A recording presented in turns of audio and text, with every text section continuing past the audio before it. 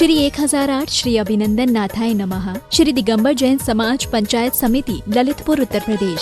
इस कार्यक्रम के पुण्यार्जक हैं श्री दिगंबर जैन अतिशय क्षेत्र क्षेत्रपाल जी मंदिर, station road, civil line, Lalitpur Uttar Pradesh. अध्यक्ष इंजीनियर अनिल जैन अंचल, महामंत्री डॉक्टर अक्षय जैन टडिया, प्रबंधक राजेंद्र जैन थनवारा, पूर्व पार्षद मोदी पंकज जैन, वरिष्ठ पार्षद मैनेजर सनत मलैया।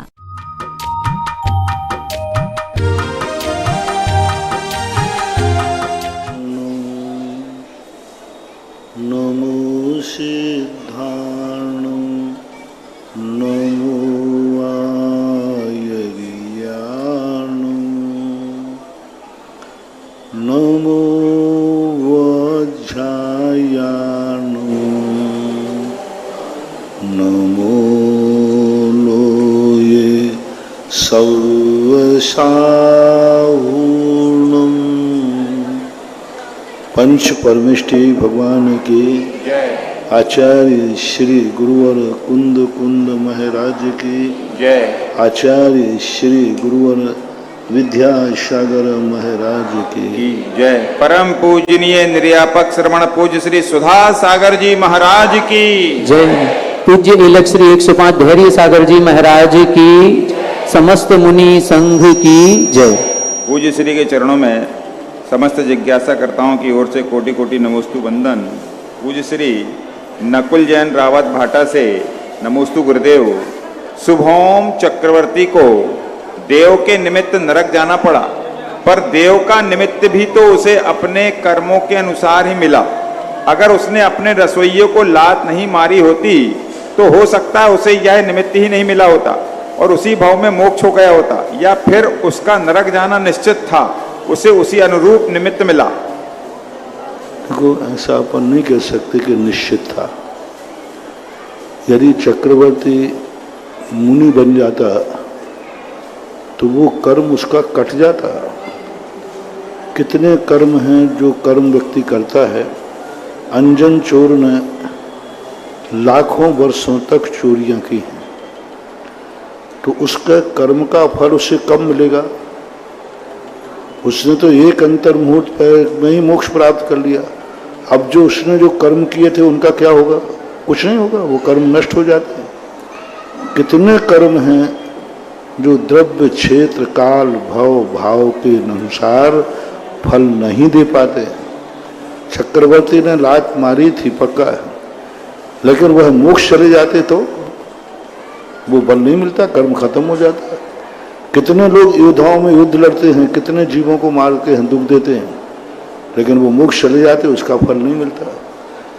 तो वो चक्रवर्ती का जो भूल थी, प्रमाद था कि इस प्रकार की घटना करके वो मोक्ष मुनि दीक्षा ले लेता, अथवा वो इतना लोभ में नहीं आता कि जब कोई व्यक्ति ये कह रहा है कि तुम सुदर्शन चक्र को भी, सेना को भी, किसी को साथ लेके नहीं चलोगे। सबसे बड़ी गलती है उसकी पूर्व भाव में लात मारी, वो गलती तो फिर भी क्षम्य है। वो मारी तो उसी भाव में थी, लेकिन वो रसोइया मर गया। दूसरी गलती उसने की कि इतना चक्रवर्ती को इंद्रिय लंपटी नहीं होना चाहिए। महान आत्माएं जितनी हैं उनको इसलिए सावधान रहना चाहिए क्योंकि उनके ऊपर जिम्मेवारी बहुत है। उनको इतना इंद्रिय रचना इंद्रिय के वशीभूत हो गया कि वो कहता है कि तुम कोई भी साथ नहीं आएगा, सेना भी साथ नहीं आएगी, चक्ररत्न भी साथ नहीं आएगा, तुम अकेले चलोगे। तो चक्रवर्ती को इतनी बड़ी नादानी नहीं करना चाहिए। तीसरी गलती उसने की कि कितना भी मरते तो मर जाता है, लेकिन नमोकार मंत्र पर पैर नहीं रखना चाहिए था। ये तीन गलतियों के कारण से उसको नरक जाना पड़ा। उसका नरक जाना निश्चित नहीं था। निशा जैन किशनगंज बिहार से, मेरे आराध्य गुरुवर नमोस्तु। गुरुदेव, जब घर पर किसी की मृत्यु हो जाए तब लाश को अंतिम संस्कार के लिए ले जाया गया, उसके बाद क्या परिवार के सभी सदस्य, महिला आदि नहाने के बाद मंदिर जा सकते हैं? मंदिर तो जाना मंदिर के बाहर से करो, जहाँ से भगवान का दर्शन हो जाए, उसमें अंदर नहीं जाना चाहिए। मंदिर की श्रृंगार चौकी होती है या मंदिर की श्रृंगार चौकी अंदर जो दहलान होती है, वहां बैठ करके दर्शन कर लेना चाहिए। दूसरा प्रश्न है कि अगर किसी स्त्री की पति की मृत्यु हो गई तो वह कितने दिन तक मंदिर नहीं जा सकती और कितने दिन बाद ही उसको पूजा आदि द्रव्य करना चाहिए, चढ़ाना चाहिए? मंदिर तो उसको तुरंत जाना चाहिए, बाहर से दर्शन करे। जैसा सामान्य व्यक्तियों को परिवार को सूतक है उतने ही दिन का स्त्री को सूतक है। ये तुम्हारी मिथ्या परंपराएं हैं कि सालों तक मंदिर नहीं भेजते, 6 महीने तक मंदिर नहीं जाते, और जाते हैं तो कोई देख नहीं दे रहे, सुबह 5 बजे अंधेरे में दर्शन करने जाते हैं। ये परंपराएं बहुत गलत है। वो एक सामान्य सदस्य 13 दिन का सूतक, पूरे परिवार को जैसा सूतक है वैसा ही उसको है। पूरा परिवार सूतक से निवृत्त हो गया, वो भी पूजा पाठ सब कर सकते हैं। ये स्त्रियों के साथ बहुत बड़ा शोषण है, अत्याचार है कि स्त्री पति मर गया तो उसकी जिंदगी का धर्म ही छूट गया, उसका सब कुछ छूट गया। मैंने तो किसी शास्त्र में नहीं पढ़ा, जो दुर्दशा तुम लोग स्त्रियों की करते हो वो तो मैंने किसी शास्त्र में नहीं पढ़ा। कहीं नहीं लिखा कि पति के मरने के बाद स्त्री 6-6 महीने रोती रहे, उसका सब कुछ छीन लेते हो, उसका रहन सहन, ओढ़ना बैठना पहनना सब खत्म कर देते हो। और स्त्री मर जाए तो पुरुष ज्यों का त्यों हीरो बना रहता है, ज्यों का त्यों हीरो बना रहता है। कोई पुरुष का कोई संकेत नहीं है कि ये विधुर है? अरे पुरुष को भी कोई संकेत होना चाहिए कि कोई पट्टी वाला पजामा पहने समझना विधुर है, कोई पट्टी वाली शर्ट पे कोई कुछ तो संकेत दो कि भाई ये विधुर है। सारे कानून स्त्रियों को, शास्त्रों में तो मैंने कोई ऐसा कानून नहीं पढ़ा, विधान नहीं पढ़ा जहां कोई विधुर का, विधवा का कोई ऐसा संकेत मिलता हो। कुछ चीजों में आता है कि हाँ, कुछ जो सुहाग की चीजें होती थी उनको वह जरूर, जो शादी विवाह का संकेत देने वाले चिन्ह हैं उन चिन्हों के जरूर वो चिन्हों से रहित है।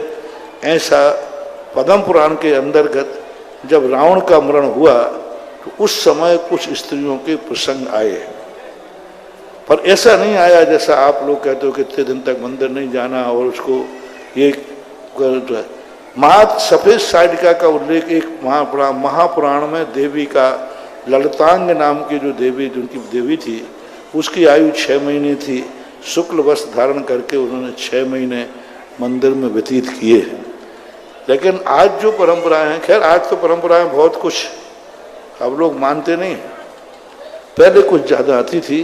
मंदिर बराबर सूतक हटते ही समस्त कार्यों करने के लिए वह पूरा, कोई बाधा नहीं, आहार भी दे सकती है, पूजन भी कर सकती है, कोई पाबंदी नहीं। पुरुष के पास भी निशानी नहीं रहती तो बाद में क्या रहता? ये कह रहा है कि इनके तो शादी के बाद ही निशानी नहीं है कि इनकी शादी हुई है कि नहीं, उससे कम से कम मांग में सिंदूर रहता है। लेकिन पुरुषों का तो कुछ भी नहीं है कि इसकी शादी हुई है कि अभी किसी को धोखा देना चाहे तो आराम से दे दे। ब्रजेश गुप्ता सागर से, नमोस्तु गुरुदेव। गुरुदेव, मैं सागर निवासी हूँ, यहाँ पर 20 वर्षों से जैन समाज से जुड़ा हूँ। आपके प्रवचन सुनता हूँ और आपके प्रवचन सुनकर के मेरा व्यवहार और मेरे भावों में बदलाव आ गया। मैंने आपको अपना गुरु मान लिया। क्या यह सही है या गलत? अभी तो आप खुद का निर्णय है, मैं कैसे कहूँ। कुछ चीजें ऐसी हैं जो आप स्वयं निर्णय लेते हैं, तो स्वयं का निर्णय आप पूछिए। आपने सही किया है तो सही है। जयपुर से लाल कोठी मंजुलता छाबड़ा, नमोस्तु गुरुदेव। हमारे मिथ्यात्व का नाश कर ज्ञान का दीप जलाने वाले मेरे गुरुवर के चरणों में कोटिसा नमोस्तु। महाराज जी, शांति विधान की पूजा में प्रथम वलय में अष्ट प्रातिहार के अर्घ में 2 लाइनें बार बार आती हैं। स्ववर्गों से प्राप्त सदा पिंडाक्षर, अग्नि बिंदु से युक्त सकल षड अक्षर। तो यहाँ पर स्ववर्ग, पिंडाक्षर, अग्नि बिंदु एवं षड अक्षर का क्या अर्थ है? समाधान कीजिए। शांति विधान के अंतर्गत 8 अक्षर लिए गए हैं। हा, भा, मा, रा, घा, जा, सा और खा, ये बीज युक्त अक्षर हैं। ये 8 अक्षर वस्तुतः शांति कर्म को ना के हैं। शांति विधान का सबसे बड़ा रूप है दो, अनिष्ट का निवारण, जो अनिष्ट है उनके निवारण के लिए। और ये 8 बीजाक्षर देखो, ये सारे के सारे बीजाक्षर अनिष्ट के निवारक हैं। अब इनमें से 2 बीजाक्षरों को छोड़ करके 3 बीजाक्षर शांति धारा में आते हैं, बाकी हा, भा, रा, घा, खा ये नहीं आते, क्योंकि शांति धारा के अंतर्गत अलग है, जल का संयोग है। जब जल का संयोग हो जाता है तो ये बीजाक्षर बहुत नकारात्मक कार्य करते हैं। अग्नि और जल का वैर है। शांति धारा में, पूरी शांति धारा में रा बीजाक्षर का प्रयोग नहीं है, क्योंकि वहां पानी है। पानी और अग्नि का वैर होता है, विद्रोह होता है, इसलिए पूरी शांति धारा में कहीं भी रा अक्षर का स्वतंत्र रूप से कहीं भी प्रयोग नहीं किया गया। रा अक्षर आया है तो ह्राम ह्रीम के साथ आया है। तो जब कोई भी उद्दंड व्यक्ति कई बड़ी शक्तिशाली के साथ रहता है तो वो अपनी उद्दंडता नहीं दिखा सकता। और यहाँ ये शांति विधान, चूंकि यहाँ पानी का कोई प्रयोग का विशेष नहीं है, इसलिए इन्होंने खा बीजाक्षर को ले लिया, रा को ले लिया, घा को ले लिया, हा को ले लिया, भा को ले लिया। ये बीजा, इन बीजाक्षरों का अपने आप से पूरे शांति विधान में जो शांति दाता है 8 बीजाक्षर है, महत्वपूर्ण बीजाक्षर है। इन बीजाक्षरों ने एक अपनी पिंड संज्ञा बनाई, क्योंकि अकेला जब बीजाक्षर किसी दुश्मन से नहीं लड़ सकता। अकेला व्यक्ति राजा भी हो, सैनिक भी हो, अकेला नहीं रख सकता। उसको एक टुकड़ी चाहिए, एक पिंडाक्षर चाहिए, एक ग्रुप चाहिए। तो इन 8 बीजाक्षरों ने अपना पिंडाक्षर सुने। 6 पिंडाक्षर होते हैं। पिंडाक्षर 6 पिंडाक्षर इसलिए होते हैं, जैसे ये पिंडाक्षर मिलते हैं तैसे ये बीजाक्षर इतने ताकतवान हो जाते हैं जैसे राजा सैनिक से। जब लोग हम सूर्य मंत्र देते हैं तब ये 8 जो अक्षर हैं इन्हीं का पिंडाक्षर देते हैं। एक सूर्य मंत्र होता है, वहां ये भी यही 8 अक्षरों का पिंडाक्षर वहां बनाए गए हैं। ये 6 अक्षर होते हैं। 6 अक्षर कौन से होते हैं? जैसे पहला अक्षर है हा, तो हिमम रूम, भ्रम रूम, मृम रूम, घ्रम रूम, झम रूम, खम रूम। हालांकि उच्चारण में अच्छे अच्छे लोग इसमें हिल जाते हैं, लेकिन एक दृष्टि उच्चारण होता है। जब किसी अक्षर का उच्चारण न बने तो दृष्टि उच्चारण करो। दृष्टि का अर्थ जो वहां आधा अक्षर है तो आधा अक्षर देखो। एक मानसिक उच्चारण होता है। जब हम इस बीजाक्षर का उच्चारण करने में चूक हो सकती है तो हम उसका फिर ध्यान करेंगे। तो ध्यान में क्या आएगा? जब हम ध्यान करेंगे तो हम ध्यान में हा लिखा हुआ दिखाएगा, आधा भा, आधा ला, आधा बा, या, उ और रा और बिंदी, ये हम देख लेंगे। तो जैसे हमने इन बिंदुओं को देखेंगे, यदि उच्चारण करने में चूक हो गई है तो ध्यान से उच्चारण करो, मन से उच्चारण करो। मन से यदि उच्चारण में कोई चूक हो रही है तो दृष्टि से उच्चारण करो। ये 3 उच्चारण के लक्ष्य होते हैं। तो इन उच्चारणों को ये बीजाक्षरों में, सूर्य मंत्र में, मतलब इन बीजाक्षरों में, इन 8 बीजाक्षर जब पिंड अक्षर के साथ जुड़ जाते हैं, ये 8 अक्षरों में इतनी ताकत नहीं है।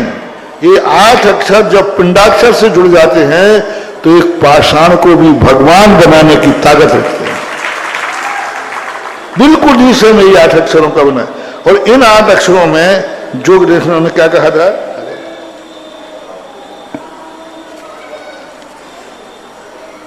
स्वय वर्गों से प्राप्त सदा पिंडाक्षर। स्वय वर्ग कहलाता है अपना स्वयं का।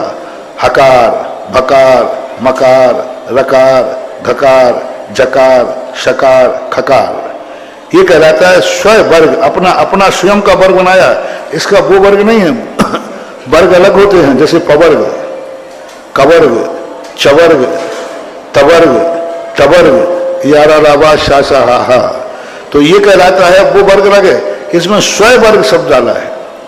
स्वय वर्ग यानी ये स्वयं अपने आप में एक वर्ग है स्वयं। और ये स्वय वर्गों से प्राप्त सदा पिंडाक्षर, और यह अपना नाम आगे करके पिंड के साथ जुड़ता है। और पिंडाक्षर अलग अलग नहीं है। हा के साथ भी वही मा, ला, वा, या, रा, बिंदी है। भा के साथ भी वही है, माँ के साथ भी वही है। ये 6 अक्षर हैं। तो पिंडाक्षर क्या मानना? भा, ला, बा, या, रा और ऊ, ये 6 पिंडाक्षर हैं। ये मिलाकर के 6 पिंडा। अग्नि बिंदु से युक्त हैं। अग्नि बिंदु यानी रा, और बिंदु यानी ऊपर, यानी रेफ। इन्होंने नीचे डाल रखा है, वहाँ रेफ होना चाहिए, रेफ और बिंदी। तो यहाँ पर रेफ और बिंदु से होकर के अग्नि बिंदु से युक्त हैं सकल षड अक्षर। ये षड अक्षर हैं हा 1, भा 2, ला 3, बा 4, या 5 और ऊ 6, और रेफ और बिंदी अलग है। ये 2 अक्षर अलग हैं। तो इन 6 अक्षरों को मिला करके यह है। तो यहाँ पर स्वर स्ववर्ग यानी हकार खकार आदि, पिंडाक्षर 5 अक्षरों के सहित 6 अक्षर, अग्नि बिंदु यानी रा और बिंदु, ये यहाँ पर अक्षर हैं। और यही शांति विधान के मूल प्राण हैं, मूल हृदय है। इनको बहुत अच्छे से पढ़ना चाहिए। इनके सबके अलग अलग, हा का रंग अलग है, कलर अलग है, स्वाद अलग है, स्वभाव अलग है, इनका नेचर अलग है। हा जब अपने पिंडाक्षर से मिल गया तो उसने अपना स्वभाव अलग बदल दिया, अलग बदल दिया। जैसे अभी मैं यहाँ बैठा हूँ तो मेरा स्वभाव जान रहे हो, और मैं जब आचार्य से मिल जाता हूँ, समझ गए ना, उस समय हमारा सब कुछ बदल जाता है कि नहीं? बस ऐसे ही हकार आदि अक्षर होते हैं। जब स्वतंत्र रहते हैं तब अलग हैं, जब पिंडाक्षर के साथ मिलते हैं तो ये अपना रूप बदल देते हैं, अपना स्वभाव बदल देते हैं, अपना नेचर बदल देते हैं, सब कुछ बदल देते हैं। ऐसे यह 8 अक्षरों से, 8 अक्षरों ने 6 अक्षरों के साथ पिंडाक्षर शब्द बनाया है। और अग्नि यानी रा, बिंदु यानी बिंदु। पीयूष जैन, रैली पटनागंज से। नमोस्तु गुरुदेव। गुरु का दर्जा भगवान से भी बड़ा होता है, इसमें कितनी सत्यता है? दर्जा तो नहीं कहा, दर्जा नहीं कहा। उन्होंने ये कहा है हमारे लिए गुरु भगवान से बड़े होते हैं। दर्जा में तो श्रेणी में आ जाएगा, मामला बिगड़ जाएगा। दर्जा तो यानी अलग। हमारे लिए सबसे बड़ा गुरु है, क्योंकि गुरु ने ही हमें भगवान तक भेजा है। इसलिए उपकार की अपेक्षा, उपकारी भाव से भगवान से बड़ा गुरु है, लेकिन दर्जे की अपेक्षा भगवान भगवान है और गुरु गुरु। सुमन कढ़रिया, चंदेरी। नमोस्तु गुरुदेव। जब हम ट्रेन में सफर करते हैं तो किसी भिखारी के पैसे मांगने पर हम उसको नहीं देते क्योंकि ये शराब या मांस खाएगा, तो वह पैसा नहीं देने पर बुरा भला बोलते हैं, बद्दुआ देते, तो क्या उनकी बद्दुआ लगती है? कोई फर्क नहीं पड़ता। उससे भीख मांगता है ना, तो उससे वहीं बैठाल करके अपने डिब्बे में से निकाल के खिला दिया करो, यहीं बैठ के खा ले। कोई सामान चाहिए है तो उसको लाके दे देना चाहिए। अब रही बात यदि अपन को डाउट है कि शराब आदि पिएगा, तो ऐसे कौआ के कहने पर यदि ढोर मर जाए तो सारे जानवर अभी तक मर गए होते। कौआ और गिद्ध हमेशा ही कहते हैं भगवान ये सारे जानवर मर जाएं। तो ऐसे लोगों की बद्दुआओं से बद्दुआ लगे तो सारी दुनिया ही भस्म हो जाएगी, कुछ नहीं होता है। ऑनलाइन जिज्ञासाओं के पश्चात जिज्ञासा समाधान के इस बहुचर्चित कार्यक्रम में आदिनाथ चैनल, सुधा कलश चैनल और जिनवाणी चैनल के समक्ष विराजित सभी भक्तों की ओर से और यहाँ साक्षात गुरु चरणों में विराजित सभी गुरु भक्तों की ओर से पूज्य मुनि श्री के चरणों में बारंबार नमोस्तु नमोस्तु नमोस्तु। पूज्य एलक श्री के चरणों में बारंबार इक्षामी इक्षामी इक्षामी। आज के जिज्ञासा समाधान के कार्यक्रम में प्रथम जिज्ञासा करेंगी श्रीमती किरण जैन, इंदौर। इसके बाद तैयार रहेंगे श्रीमान Yashwant Singhai, central GST officer, Lalitpur. आज के पावन आहार दान के उपलक्ष्य में श्रीमती चंदन देवी, श्रीमती रोहिणी जैन, श्रीमान मनोज जैन, श्रीमती मेघा जैन, निशी, सिमी, खुशी, आर्जव जैन, समस्त मनोज इलेक्ट्रिकल्स परिवार द्वारा सर्वोदय कलश 1,51,000 रुपए की राशि नगद लेकर के वो आएंगे। सर्वोदय कलश में श्रीमान त्रिलोकचंद जैन, श्रीमती किरण, अमित, मोनू, शालिनी जैन, सुशीला जैन, रितु, सुधीर, ऋचा, अनंत, मलिक जैन, अतिका, मोक्ष, तरांश जैन के तरांश के जन्म दिवस अवसर पर कैलवाड़ा परिवार तालाबपुरा ललितपुर हमारे मोनू भाई पत्रकार, श्रीमान सुरेंद्र कुमार, श्रीमती सुजाता, इंजीनियर आयुष, इंजीनियर कुमारी श्वेता, देवियस जैन एवं समस्त पटवारी परिवार ललितपुर द्वारा भक्ति कलश के लिए घोषणा की राशि नगद जमा कर दी है। पांडाल सभा मंडप में हमारे श्रीमान सीलचंद जी, विनोद कुमार, जिनेन्द्र कुमार, बल्लू बछरावनी वाले परिवार द्वारा एक 12 सभा मंडप है, उसमें एक सभा मंडप लेने का इन्होंने सौभाग्य हासिल किया है। वो जो सौभाग्य और ये नगद राशि 2 लाख रुपए से एक मंडप लेने की घोषणा, जब से भक्तांबर विधान शुरू हुआ है लगातार ये भक्तांबर विधान कर रहे हैं और गुरुदेव के बिहार में भी इन्होंने अपना पूरा सहयोग दिया। ऐसे परिवार के लिए करतल ध्वन से जिनके भी भाव, इस मंडप में कुछ ही मंडप शेष बचे हैं, जिनके भाव हों वो ले लें। गुरुदेव का पावन कम से कम पूरा अब उसी पंडाल में गुरुदेव की पावन देशना हम सबको मिलेगी। पंडाल समूषण का संयोजक मुच्छाल है, वो कर रहा है। संयोजक तो मुच्छाल है ही अपने। अच्छा, जितेंद्र जैन नाम है महाराज जी इनका। श्री अशोक कुमार जैन, चंद्रकांता जैन, गौरव मेघा जैन, भानु शिखा जैन, सूर्यंश अरिहंत भानु के जन्मदिन के शुभ अवसर पर एक भक्ति कलश की नगद राशि जमा कर रहे हैं समस्त बड़कुल परिवार, और आज की आरती का भी अवसर प्राप्त किया है। महाराज जी ये वही बड़कुल परिवार हैं जिन्होंने बरनी कॉलेज के बगल वाली दुकान आपके आशीर्वाद से और हम सब के कहने से मंदिर को निःशुल्क सौंप दी थी।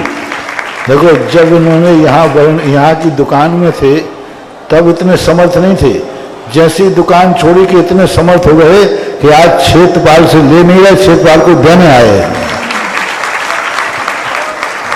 बहुत बहुत अनुमोदना आपकी।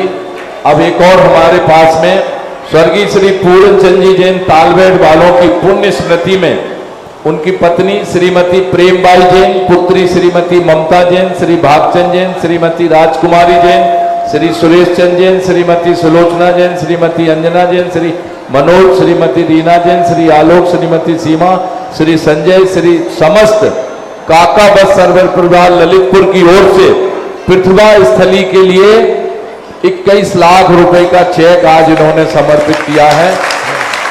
बहुत ही धन्यवाद के पात्र हैं। आज हमारी बच्चियां उसमें संस्कारवान शिक्षा प्राप्त करेंगी। कृपया जिज्ञासा करें। नमोस्तु महाराज जी, नमोस्तु नमोस्तु नमोस्तु। मेरा और मेरी परिवार की ओर से कोटि कोटि वंदन महाराज जी को। मेरी जिज्ञासा है महाराज जी, आप हमेशा कहते हो कि भगवान का ध्यान अष्टपीठी हारिए सहत करिए, तो विस्तार से समझाइए कि कैसे अष्टपीठी हारिए सहत भगवान का ध्यान करें। अष्टप्रातिहार्य से युक्त जो भगवान का ध्यान है, जो अष्टप्रातिहार्य हैं और भगवान के गुण हैं, उन सहित उनको ध्यान करो। जैसे हम भगवान को देख रहे हैं तो भगवान के ऊपर छत्र लगा हुआ है, चबर ढुल रहे हैं।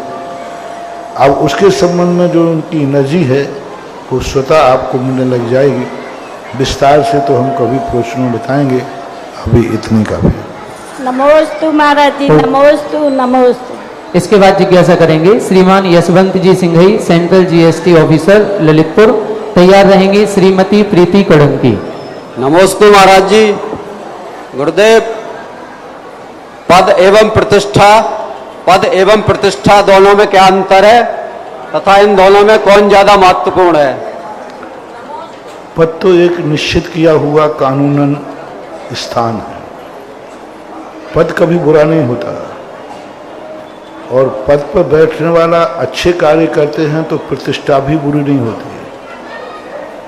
लेकिन प्रतिष्ठा के लिए पद ग्रहण करना ये बुरा होता है। पद पर बैठने के बाद यदि प्रतिष्ठा मिलती है तो उस पद का गौरव है, पद की गरिमा है। वो पद रखा ही इसलिए गया है कि इस पद पर बैठने वाला व्यक्ति को प्रतिष्ठा प्राप्त हो। लेकिन जो प्रतिष्ठा के लिए पद का उपयोग करता है वह व्यक्ति बहुत बड़ा अशुभ होता है, पाप का भागीदार हो। पद से प्रतिष्ठा मिलना और प्रतिष्ठा के लिए पद लेना, दोनों में बहुत अंतर है। जिज्ञासा करें श्रीमती प्रीति कड़ंकी। इसके बाद तैयार रहेंगे श्रीमान कोमल चंद जी रोणा वाले। नमस्ते गुरुदेव।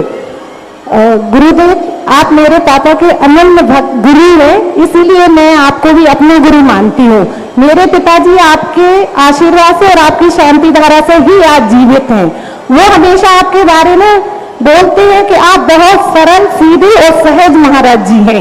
आप सिर्फ बोलते ओजस्वी वाणी नहीं है। आप जिज्ञासा करें। हाँ, जिज्ञासा ये महाराज जी, तो मुझे विश्वास नहीं होता था, लेकिन धीरे धीरे मैंने देखा कि आपकी प्रसिद्धि इतनी बढ़ती जा रही है और आप इतनी बड़ी पद पे भी पहुंच गए हैं, तो आपकी सरलता दिन प्रतिदिन बढ़ती ही जा रही है गुरुदेव।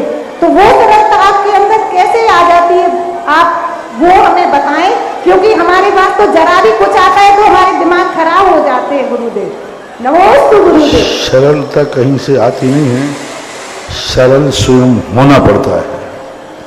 व्यक्ति अपने आप स्वयं सरल हो, मन में वक्रता ना हो, कुटिलता ना हो, किसी भी कार्य में अपना स्वार्थ ना हो, तो सरलता आ जाती है।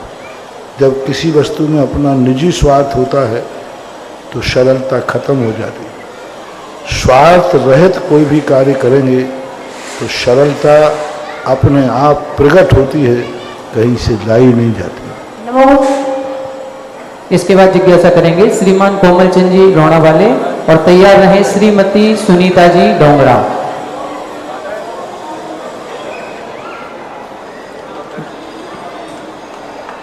नमोस्तु महाराज जी, नमोस्तु महाराज जी, नमोस्तु थोड़ा परिवार को नमोस्तु महाराज जी, नमोस्तु।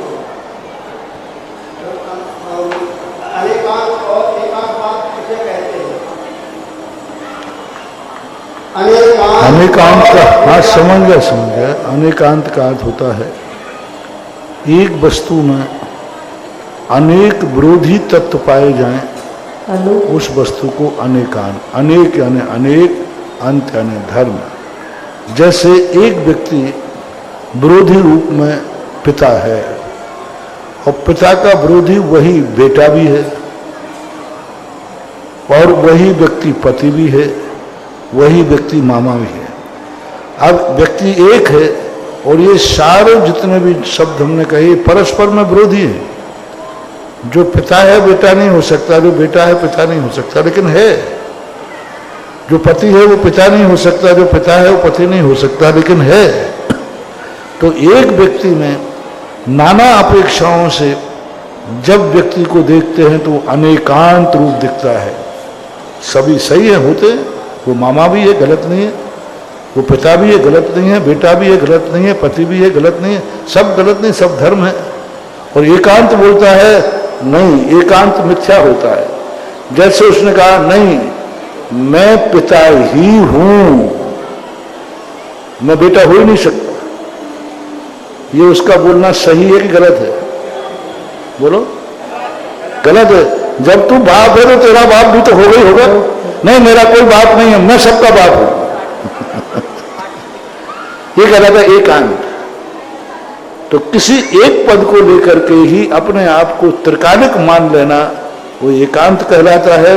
और नाना पहलुओं को, नाना की अपेक्षा अपने को नाना रूप मानना यह निकांत कहलाता है। वस्तु में ऐसे अनंत प्रगल, अनंत जो गुण हैं, दर्शन, ज्ञान, चार्य, सिद्धा, चेतना आदि जो गुण हैं, ये सारे गुण अनेक अनेक स्वभाव वाले हैं, अनेक अनेक, और एक ही वस्तु में है, परस्पर में विरोधी। जिज्ञासा करेंगी श्रीमती सुनीता जी डोंगरा। इसके बाद तैयार रहेंगे श्रवण संस्कृति संस्थान सांगानेर के उपाध्यक्ष महोदय श्रीमान उत्तम चंद जी पाटनी। महाराज जी के चरणों में कोटि कोटि बार नमोस्तु नमोस्तु नमोस्तु। महाराज जी मेरा ये प्रश्न है कि धर्म के प्रति कभी श्रद्धा कम ना हो, हमेशा जैन कुल मिलता है, इसके लिए हम क्या करें? आप प्रातः काल के प्रवचनों को ध्यान से सुने। उस समय हम सारी बातें भवान्तर में जैन बनने के लिए ही, एक हमने कल परसों भी कहा था कि ऐसा नियम ले लिया जाए जो मात जैन कुल में ही पलता है। जैसे नियम ले लिया, मैं जिनेन देव का अभिषेक देखे बिना भोजन नहीं करूंगी, मैं जिनेन देव के दर्शन के बिना भोजन नहीं करूंगी। अब यह नियम काफी है। अब यह नियम तुम्हारे लिए, यदि इस नियम को पालन पूर्ण करते करते आपके मरण हुआ तो कर्म आपको जैन कुल में ही पैदा करेगा, जहां आपको जैन धर्म। तो जैनाचार जो है उस आचरण को अपने जीवन की अनन्य पर्याय मान लेना। ऐसा नहीं कि महाराज जब समय मिलेगा तब आ जाऊंगा, नहीं, नियम नहीं मिलेगा तो ये नहीं करूंगा, नहीं मिलेगा तो भोजन नहीं करूंगा, तब कहीं जाकर के वह उस रूप में परिणत हो सकता है। बाकी अंतरंग के परिणामों का है, एकमात्र बाह्य निमित्त है, अनुमानित। इसके बाद जिज्ञासा करेंगे श्री दिगंबर जैन श्रमण संस्कृति संस्थान के उपाध्यक्ष महोदय श्रीमान उत्तम चंद जी पाटनी जी।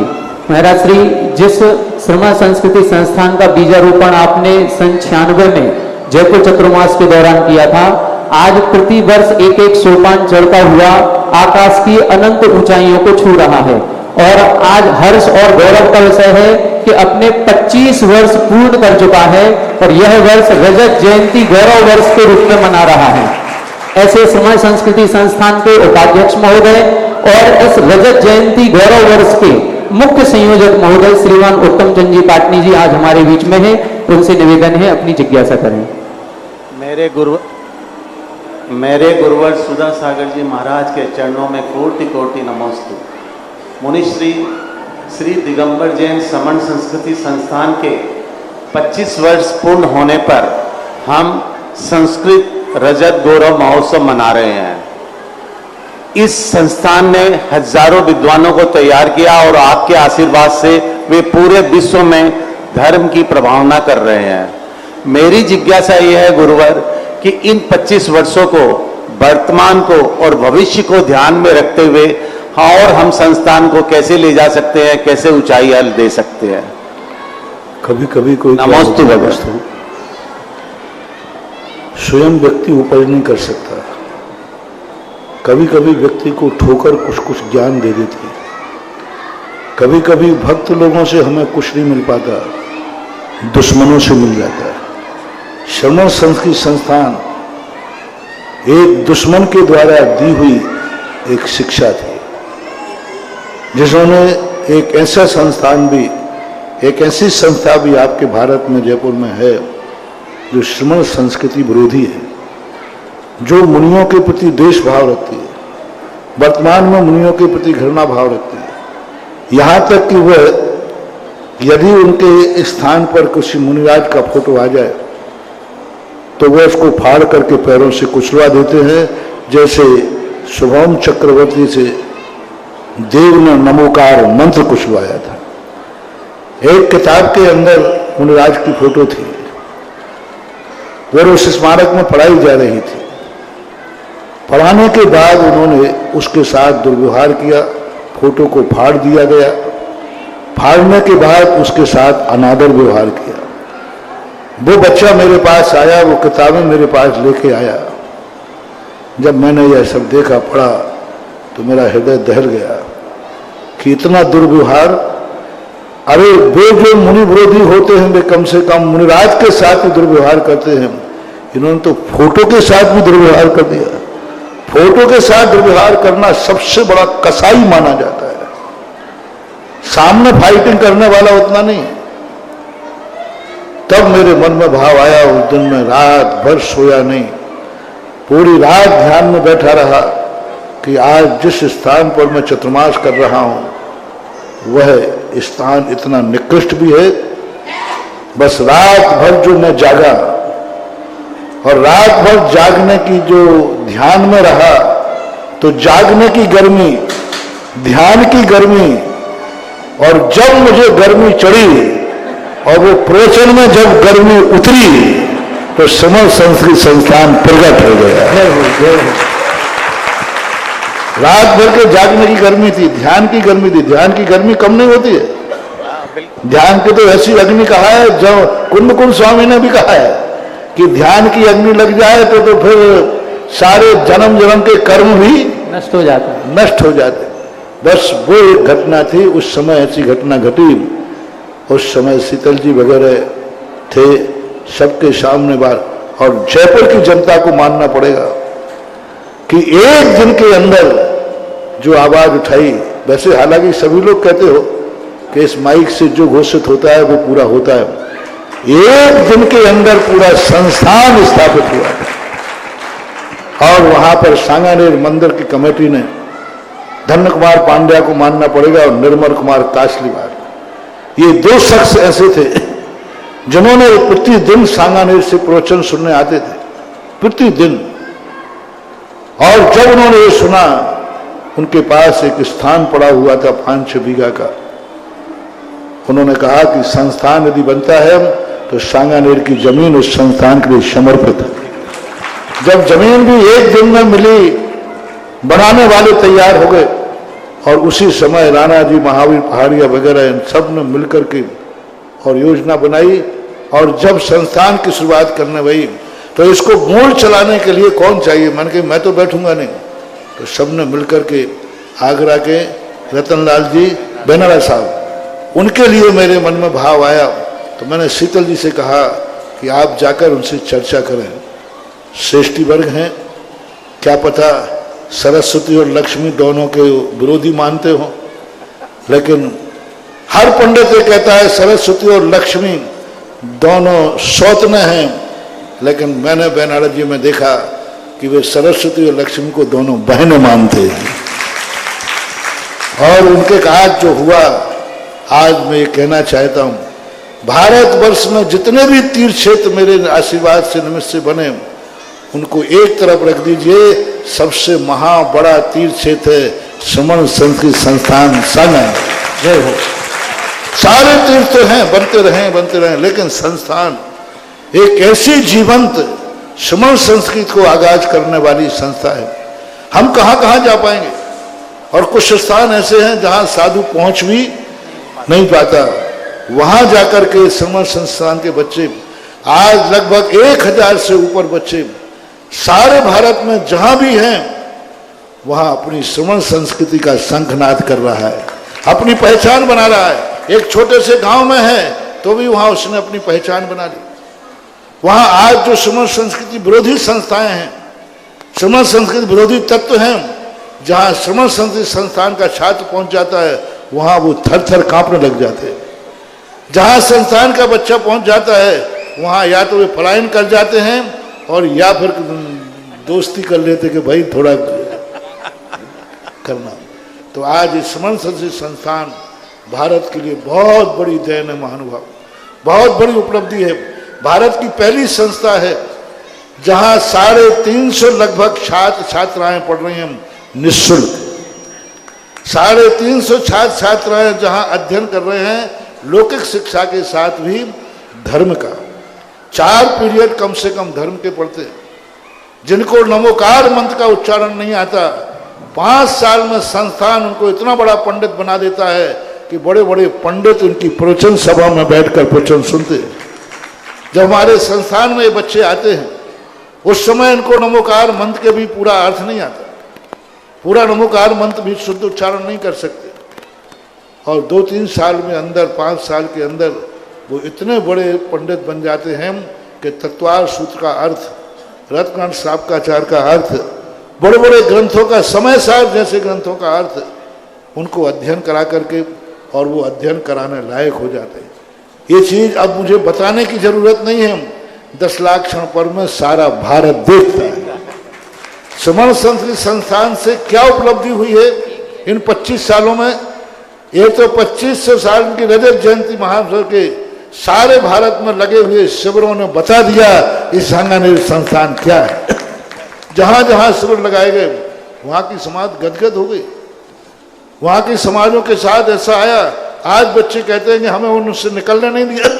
उन्होंने कहा ये बताओ, हम जब तुम्हें जाने देंगे, अगली साल भी शिविर लगाने आओगे तब जाने देंगे। संस्थान से प्रवचन करने जाते हैं, लोग कहते हैं अगली साल के लिए भी अभी हाँ कीजिए। तो ऐसे ऐसे प्रभाववान संस्थान से आज इस युग में, क्योंकि साधु की सीमा होती है, साधु की मर्यादा होती है, साधु की चर्या होती है, लेकिन साधु की बात पहुंचाने वाले जो विद्वान थे, आज श्रमण संत की समर्थक जो विद्वानों का युग आया है, उसकी देन है श्रमण संत की संस्थान सांगानेर। ये सब लोग ये पाटले जी करे, उत्तम जी, सुरेश जी कासलीवाल, और अभी बेनारा जी के बाद बांगलुरु संभाल रहे हैं किरण प्रकाश जी, डॉक्टर जय कुमार जी, प्राचार्य अरुण जी और उपराचार्य आपके किरण प्रकाश जी हैं। ये सारी संस्थान को एक विकल्प आया था कि बेनारा जी के बाद अब संस्थान का क्या होगा, लेकिन बेनारा जी ने ऐसे मजबूत संस्कार दिए कि उनके बाद भी संस्थान में कोई फर्क नहीं आया और आया। उन्होंने ऐसे अच्छे बच्चे तैयार किए थे, ये सब उन्हीं के तैयार किए हुए बच्चे। तो एक ऐसी संस्था सांगार के सामने आई इस युग में, मैं नहीं समझता हूँ कि ऐसे आज के भौतिक युग में और 350 बच्चे, और ये भी मैं कह रहा हूँ आपके पास रहने को और 2 टाइम भोजन कराने का आपके पास पूर्ण व्यवस्था नहीं है, नहीं तो ये 350 से 1000 बच्चे अगली शादी कर दो, 1000 बच्चे हो जाएं। बच्चियां, आज बच्चियां सुधरने को तैयार हैं, लेकिन आपके पास रहने का इंतजाम नहीं है। आप मुश्किल से अभी तक 350 लोगों का रहने का इंतजाम कर पाए, 350 का, इससे ज्यादा रहने का स्थान है। मैंने सारी समाज को आगाज किया है कि श्रमण संस्कृति संस्थान एक वो संस्था तुम्हें मिली है, तुम रहने की और बच्चों की खाने की व्यवस्था करते जाओ, मैं इतने बच्चे तैयार कर दूंगा कि तुम्हें लगेगा कि पंचम काल है कि चौथा काल है। तुम्हें ये भौतिक चकाचौंध जो आज तुम कह रहे हो कि महाराज आज भौतिक चकाचौंध है, टीवी का युग है, वैज्ञानिक युग है, कोई धर्म पढ़ना नहीं चाहता, कोई धर्म नहीं, ये कहना आपका बिल्कुल गलत है। आप हमारी बात को मानिए और हम हजारों जवानों को 6 ढाला पढ़ते हुए दिखा दूंगा, हजारों जवानों को तत्वार सूत्र का अर्थ पढ़ के दिखा दूंगा, हजारों बच्चों के लिए समय सार की गाथाओं का अर्थ लगाते बता दूंगा। महज आप रहने की और खाने की, 2 टाइम भोजन की और 1 कमरा रहने की व्यवस्था कीजिए। भारत की जैन समाज ये काम कर ले, महज एक काम कर ले, एक आश्वासन मुझे दे दे कि महाराज आवास और खाने की व्यवस्था के संबंध में आप निश्चिंत हो जाइए और आप युवाओं को सही मार्ग पर लाइए, बस ये आश्वासन दे दो। मेरे सामने यही समस्या है कि मेरे पास इतने बच्चे आते हैं लेकिन आपके पास रहने की व्यवस्था नहीं। बहुत बड़ी बात है महानुभाव, मैं बार बार कहता हूं कि आज पूरी जैन समाज को, आज पूरे धनाढ्य वर्ग को एक कोई हमें ऐसे 10-25 सेठ चाहिए भारतवर्ष में जो मात्र एक आश्वासन दें कि रहने की और खाने की व्यवस्था हम 25 सेठ लोग मिलकर करेंगे। आप नवयुवक युवतियों के लिए धर्म का संस्कार दीजिए।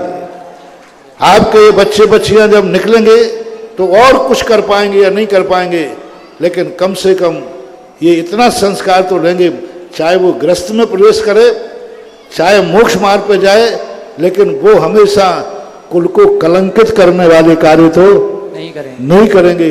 कम से कम जो आज युवाओं के संबंध में कहा जाता है वो सब दूर हो सकते हैं। आज 25 सालों में सांगानेर ने बहुत बड़ा काम किया और आगे यदि समाज का बल मिलता रहा तो मैंने तो वही संस्कार दिया है कि जब तक ये भारत देश रहेगा तब तक श्रमण संस्कृति संस्थान रहेगा। मेरी ये भावना है, आगे भविष्य का कौन जानता है। वस्तुतः बहुत बड़ी चीज़ है। एक इसी प्रसंग में एक बार एक एसपी ने हमसे कहा, बोले महाराज जी, हमने कहा तुम गायों को क्यों जाने देते हो, तुम्हारे यहाँ से था ना। बोले महाराज कल से नहीं जाने दूंगा। उन्होंने 1 मिनट में बोल दिया, उन्हें कल से नहीं जाने दूंगा। हाँ महाराज नहीं जाने दूंगा, आपकी आज्ञा। आप तो ये बता दो प्रतिदिन यहाँ से 10 ट्रक निकलते हैं, उनको कहाँ छोड़ूं? हमारे थाने में तो जगह है, उनको पकड़ के छोड़ूं कहाँ? हम जवाब नहीं दे पाए, जवाब नहीं दे पाए, क्योंकि इतने रखने की व्यवस्था माने। आज यही स्थिति है कि आज युवाओं को जब लोग कहते युवा युवतियां भटक रहे हैं, जब युवा युवतियां हमारे सामने आकर कहते महाराज जी हमें सुधारो, हम भौतिकता में नहीं जाना चाहते, हम धर्म पढ़ना चाहते हैं, आप हमारे लिए सुधरने का स्थान बता दिए। मैं स्थान नहीं बता पाता। अभी बच्चियां आई मेरे सामने, कुंडलपुर में लगा था, कुंडलपुर में शिविर में लगा, वहां पर जो एडमिशन किए गए बच्चियां रोते हुए मेरे पास आई, महाराज जी माँ बाप परिवार आ गया, महाराज मेरी बच्ची को बचाओ, मेरी बच्ची धर्म पढ़ना चाहती है, मेरी बच्ची संस्थान में पढ़ना चाहती है, आप बताइए। मैं उनको कोई जवाब नहीं दे पाया, क्योंकि हमारे पास रहने की व्यवस्था नहीं थी। मात्र इस कारण से 2500 बच्चे ऐसे आए जो जिनके माँ बाप परिवार आए, मात्र हमारे पास रहने की जगह नहीं थी। यदि आप रहने की और भोजन की 2 व्यवस्थाएं सारी समाज करती रही तो एक संस्थान एक दिन भारत के हर जैनी के घर में एक पंडित मिलेगा। गांव में नहीं, गांव में नहीं कहा, जिले में नहीं कहा, प्रांत में नहीं कहा। यदि आप आगे आते गए तो एक दिन पूरे गांव में नहीं, हर घर में एक पंडित होगा। और यदि बालिका विद्यालय तुमने चला लिया तो हर घर में एक बहू पंडितानी होगी। हीरोइन नहीं, हीरोइन नहीं, ब्यूटी पार्लर वाली। हर घर में एक बहू आएगी तो श्रीमन संस्थान से पढ़ी हुई बालिका आएगी, जो हर घर में एक बहू होगी तो वो पंडितानी होगी। और कुछ करेगी या नहीं करेगी, लेकिन संस्थान से पढ़ने वाली बच्ची जिस घर में जाएगी उस घर में कम से कम कुल से कलंकित होने वाली कार्य तो नहीं होगा। उसमें कम से कम रात्रि भोजन तो नहीं होगा। उस घर में कम से कम, और एक बच्चा बच्ची सुधरती है 3 पीढ़ियां सुधरती है। एक बच्चा बच्ची सुधरती है 3 पीढ़ियां सुधरती है। वो खुद सुधरेगी, उसका बेटा भी सुधरेगा, उसकी बेटी भी सुधरेगी, और 3 पीढ़ी तक वो संस्कार बना रहता है। श्रीमन संस्थान की पूरी कमेटी को, इन कमेटी वालों ने बहुत मेहनत की। अभी इस समय अध्यक्ष जैन साहब, एस.के. जैन साहब, प्रमोद पहाड़िया वगैरह हैं, पूरी लगन से ऋषभ जी वगैरह हैं। ये लोग सब बड़ी मेहनत कर रहे हैं, बिल्डिंग बना रहे हैं, सब कर रहे हैं। लेकिन अभी उतना किमिक्षित वरदान नहीं मिला है, किमिक्षित दान नहीं बना है। मेरा एक सोच है, आज मुझसे आशीर्वाद चाहते हो तो सारे भारत के लिए एक सोच है कि बस श्रीमन संस्थान के दरवाजे आया हुआ कोई बालक और बालिका वापस नहीं लौटना चाहिए। नमस्ते, जय हो, अयोग्य है, जय हो। अयोग्य की नहीं कह रहा हूं, अयोग्य है उसके लिए लेने की नहीं कह रहा हूं। जो आपके संस्थान के नॉर्म्स हैं, जो संस्थान के नियम हैं, उन नियमों के अंदर पास होने में यदि वो सफल है तो इस कारण से बच्ची को ना लौटाया जाए कि हमारे पास जगह नहीं है, हमारे पास जगह नहीं है, हमारे पास खिलाने को नहीं, इस कारण ना लौटा जाए। अयोग्य को लौटा दीजिए, लेकिन योग्य बच्चा बच्ची ना लौटे। जिस दिन ये हो जाएगा उस दिन का रात्रि का जागरण मेरा सफल हो जाएगा।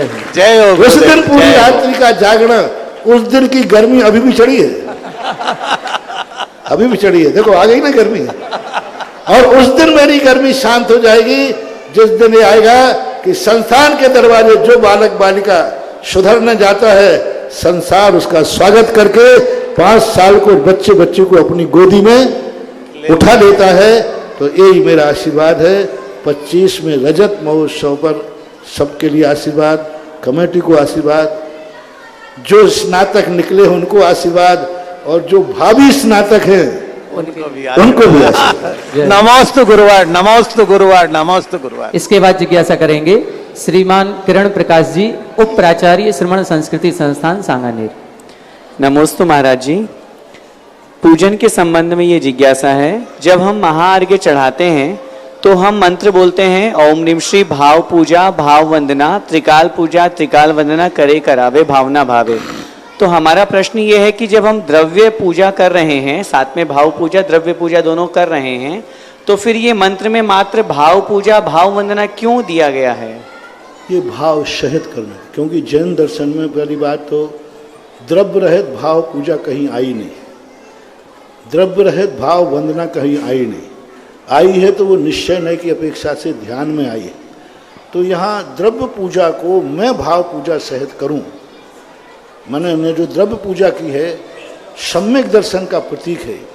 मैंने जो द्रव्य पूजा की है, माँ द्रव्य पूजा ही नहीं की है, मैंने भाव पूजा की है। मैंने द्रव्य पूजा ही वंदना नहीं की है, मैंने भाव वंदना की। तो अंतिम अर्घ में वह अपने अंतरंग की भावना को शपथ कह रहा है। मैंने मात्र फॉर्मेलिटी नहीं की है, औपचारिकता नहीं की है, मैंने यह पूजा भाव पूजा पूर्वक की है, मैंने यह वंदना भाव वंदना पूर्वक की है। और जो भाव पूजा भाव वंदना सहित करे करावे भावना भावे तो उसके लिए कल्याणकारी है, ऐसा अर्थ लगाना चाहिए। क्योंकि द्रव्य रहित भाव कभी होता ही नहीं। तो वहाँ मंत्र में भाव सहित द्रव्य पूजा ऐसा बोल हाँ, सकते कर सकते हैं, क्योंकि ये आगे जो आप लोगों ने भक्तों ने बनाया, मैंने कहा ना ये जिनवाणी जो है ना पूजा की किताब, ये भगवान की वाणी नहीं है, ये तो भक्तों की वाणी है, ऐसा।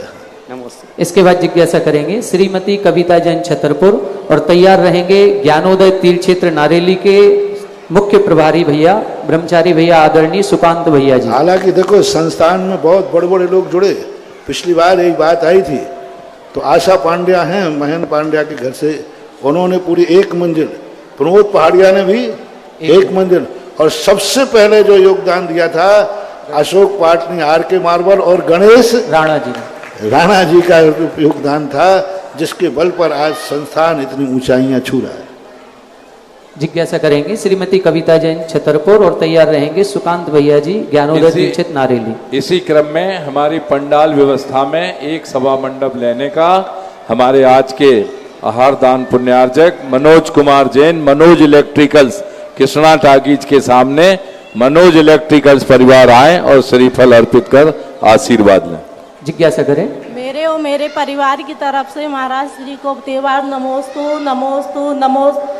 महाराज जी मेरी जिज्ञासा है, एक पहर में कितने घंटे होते हैं और उपवास करने के लिए कितने घंटे बाद चारों प्रकार का आहार का त्याग करना चाहिए? एक पहर में कितने घंटे होते हैं? 3 घंटे। और दूसरा प्रश्न, उपवास करने के बाद कितने घंटे के लिए हमें आहार, चारों प्रकार के आहार का त्याग करना चाहिए? उपवास में कितने घंटे के लिए त्याग किया जाता है? आपकी शक्ति के अनुसार कम से कम 12 रात के, 12 दिन के और 12 36 घंटे का, तो कम से कम लोएस्ट 36 घंटे है, और बाकी यदि पूरा करते हैं तो 48 घंटे का होना चाहिए। इसके बाद जिज्ञासा करेंगे ज्ञानोदय तीर्थ क्षेत्र नारेली के मुख्य प्रभारी ब्रह्मचारी भैया सुकांत भैया जी और तैयार रहेंगी श्रीमती सुनीता जैन मुंगावली। महाराज श्री के चरणों में बारंबार नमोस्तु नमोस्तु नमोस्तु। ज्ञानोदय परिवार अजमेर की ओर से भी महाराज श्री बारंबार नमोस्तु। महाराज श्री 1 जनवरी 2018 आपके सत्संग सानिध्य में भूगर्भ से प्रकटित 51 जिन प्रतिमाओं को ज्ञानोदय तीर्थ क्षेत्र में महोत्सव पूर्व विराजमान किया गया था। आपके द्वारा विराजमान किए गए मूर्तियों को हर 100 दिन के पश्चात हम वहां पर महामहोत्सव के रूप में मनाते हैं, और हर 100 दिन पश्चात समस्त 51 जो प्रतिमाओं का अभिषेक समस्त जो श्रावक आते हैं उन्हें समस्त को करने का सौभाग्य प्राप्त होता है। इन 100 दिन का विशेष महत्व होता है यहाँ पर, और हर 100 दिन के पश्चात जो लोग आकर के अपना अभिषेक और शांतिधारा करते हैं और बीच में भी जो आकर के अपना शानदार अभिषेक करते हैं उन्हें अत्यधिक लाभ होता है।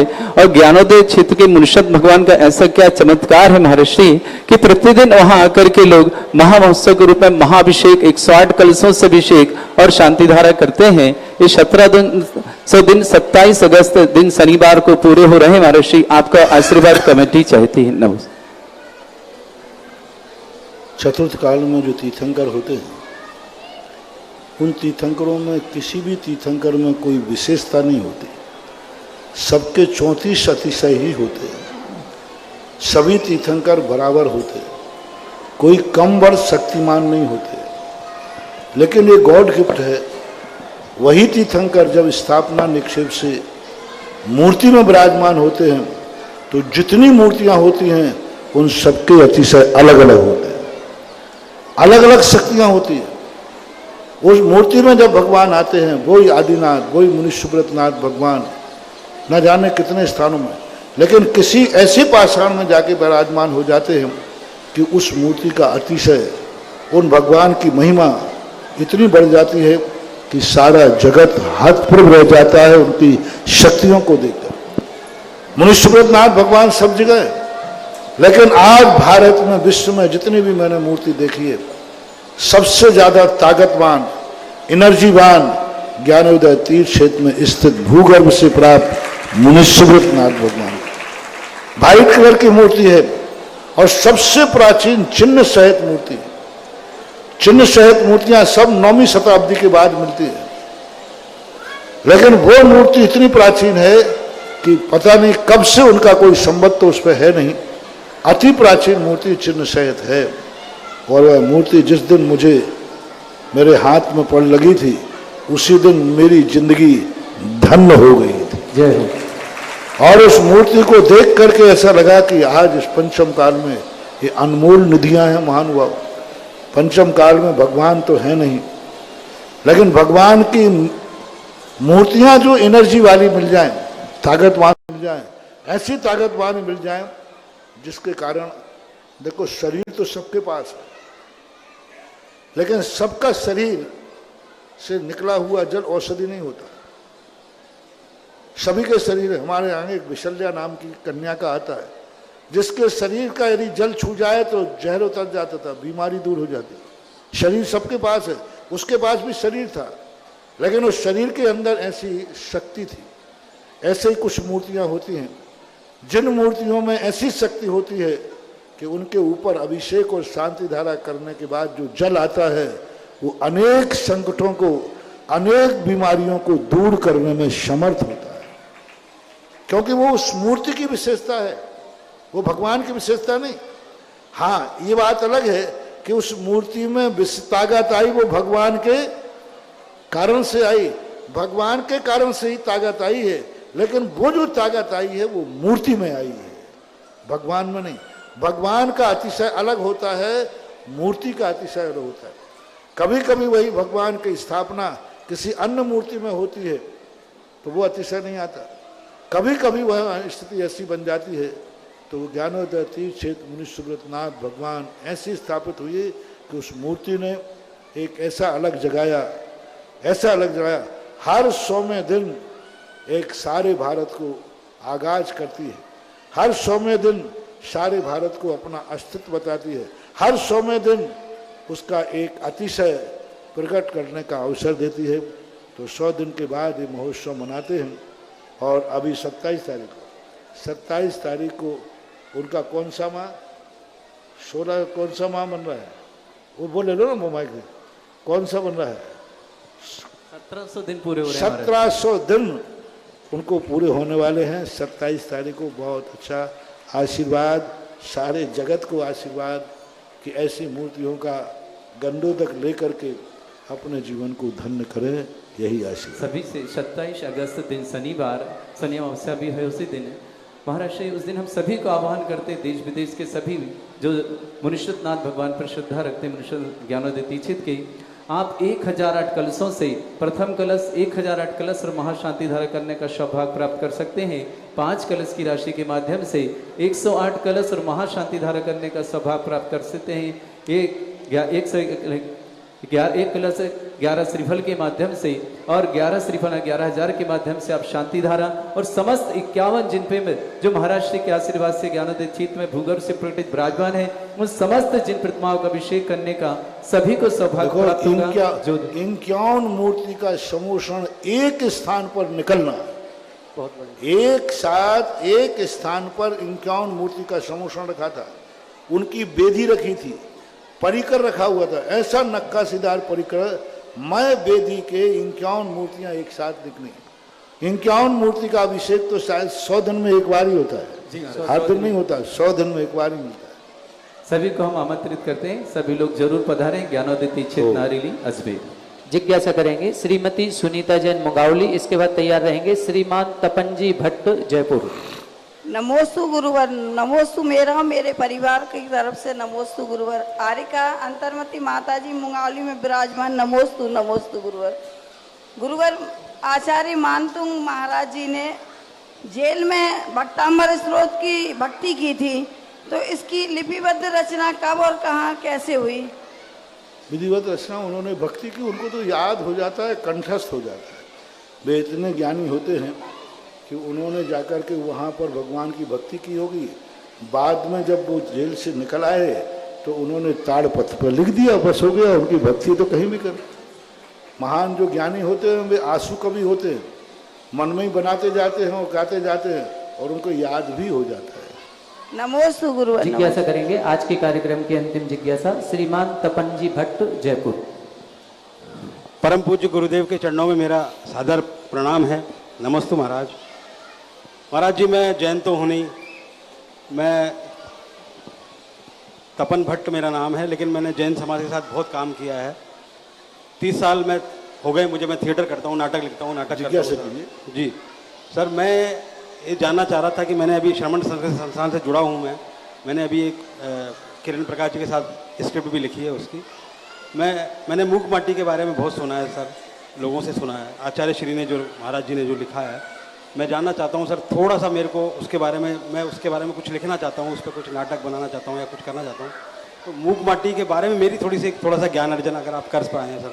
मूक माटी का मूल आचार्य श्री का मेरा भाव है कि एक पतित से पावन व्यक्ति कैसे बनता है, पशु से परमेश्वर कैसे बनता है, पैरों से नीचे कुचलने वाली मिट्टी एक दिन सारे दुनिया के सिर पर कैसे बैठ जाती है। जो मिट्टी सारी दुनिया पैरों से कुचलती है ना जमीन, और ऐसा वो क्या कर लेती है कि एक दिन मंगल कलश लेकर बनकर के सारे दुनिया के सिर पर बैठ जाती है।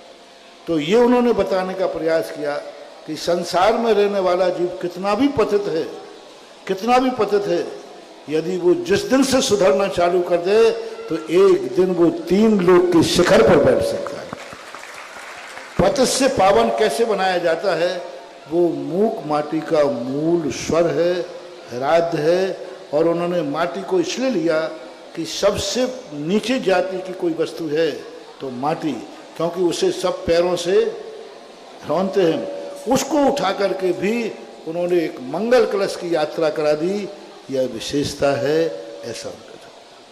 आज का जिज्ञासा समाधान कार्यक्रम यहीं पर अपन संपन्न करते हैं। गुरुवर की आरती करने का सौभाग्य प्राप्त हुआ है श्रीमान अशोक जी, चंद्रकांता जी, गौरव जी, मेघा जी, भानु, शिखा, समस्त बड़कुल परिवार।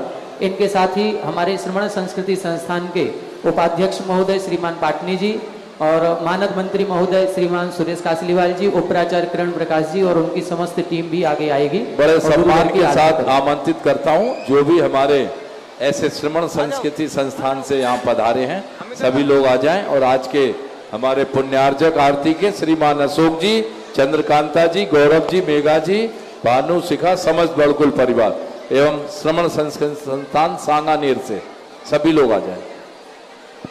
आरती प्ले कर दे।